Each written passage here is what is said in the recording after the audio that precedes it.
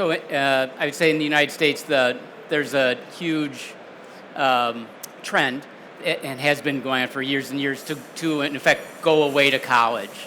So unlike Canada, I think a little bit in Europe, where students typically go to schools in their own home cities, in the United States, it's just the opposite. Kids are dying to get out of the house and as far away from their parents as they can. So that's sort of a mindset issue. And when they go away, they have to find some place to live. U.S. system is typically larger public institutions, state colleges, the University of Illinois, et cetera, typically try to have their students live on campus for the first year. So typically U.S. major institutions have enough housing to keep their freshmen, first-year students on campus. They tend to think that eases the transition from living at home to being more self-actualizing adults. But once you get through with your first year, you're sort of released into the local marketplace to find housing. That's typically the void that the student housing operators are trying to fill with newer, nicer housing. Not sure if any of you have seen any of the pictures of what is being developed in the United States, but just imagine sort of Four Seasons hotels for kids. Yeah. Swim-up bars, amenity packages that can rival, the most, 5-star hotels. People accuse us all the time of spoiling kids, but, in effect, kids come to us spoiled. They've grown up not sharing bathrooms, they've not shared a bedroom, and so we're just sort of trying to meet the market demand. So I don't see the disruptions in some of the other property types for student housing. I think the issues that we're facing for disruptions that we get asked all the time about are online education. That seems to be a big question mark. We don't see that as a huge disruption to a 4-year on-campus residential experience. It'll have an impact, but not a huge one. We hear a lot about student debt, which is a big issue in the U.S. But again, the student debt issue is not really focused on 4-year flagship universities, which is where we tend to be at. It's a big problem for the for-profit schools. So we also don't think that that's much of a disruption. And clearly the trend of increased inflow of students from outside the United States is a gigantic, plus for us.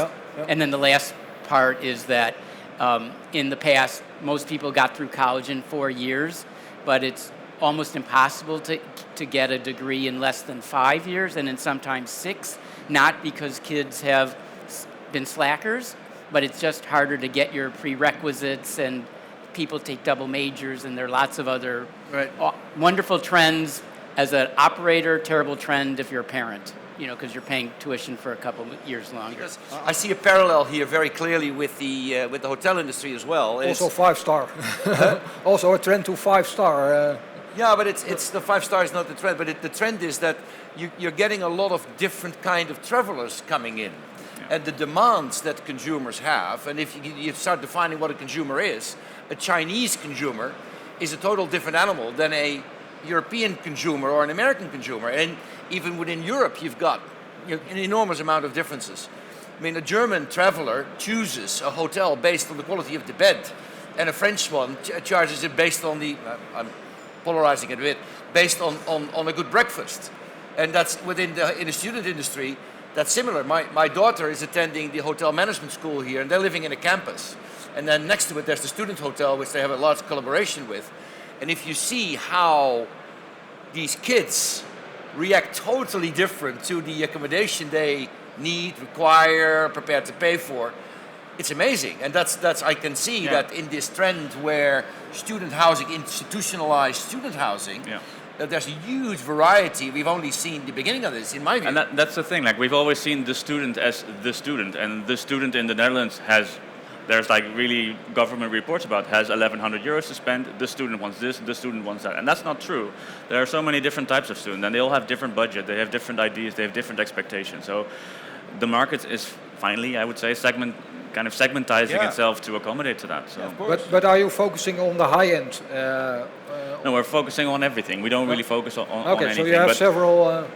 we do see that what has been offered in Europe traditionally are social housing scheme, non-profit schemes, those kinds of things, what are quite bare in terms of service and in terms of mostly not even furnished, which is not really handy if you come from China with your roller bag and you come into a room with no bed. That's not very practical. So what you do see now is that most new developers and operators that are coming into the market are first targeting the more luxury segment.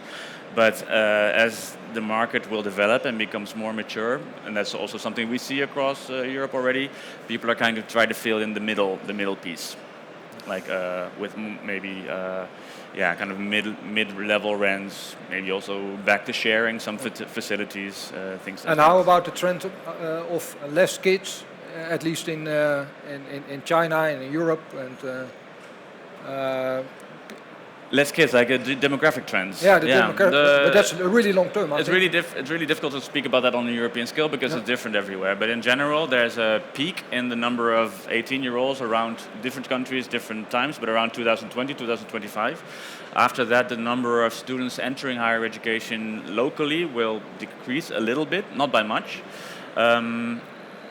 But that's more than compensated by what's coming in from abroad. In China, you're right, the population may be declining a little bit, but the participation rates in universities are still climbing really quickly. Yeah, and more people will study. More people go study, Yeah. more and more people have the means to go abroad. Yeah. So